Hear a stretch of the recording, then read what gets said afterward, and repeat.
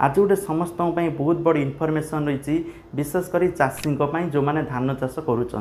तो आपण मैंने समस्ते जानते बीजेपी सरकार निर्वाचन प्रतिश्रुति देता जे धान एमएसपी बा क्विंटाल प्रति 3100 टंका हम जोटा नुआ मुख्यमंत्री आसु आसु खुशी खबर देते चाषी जे बहुत शीघ्र चाषी मानकर धान एमएसपी 3100 टंका करा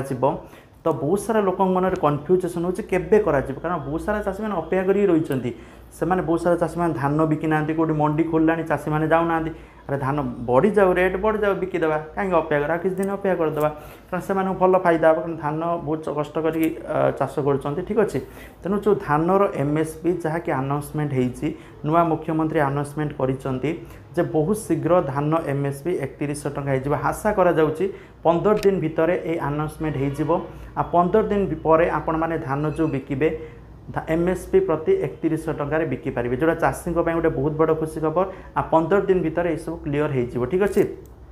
आपण मैंने 3100 टंका देकी धान माने क्विंटाल प्रति बिकिपारे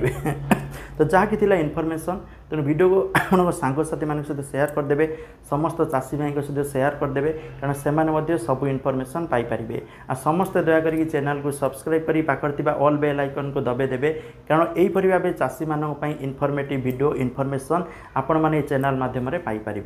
थैंक यू जय जगन्नाथ।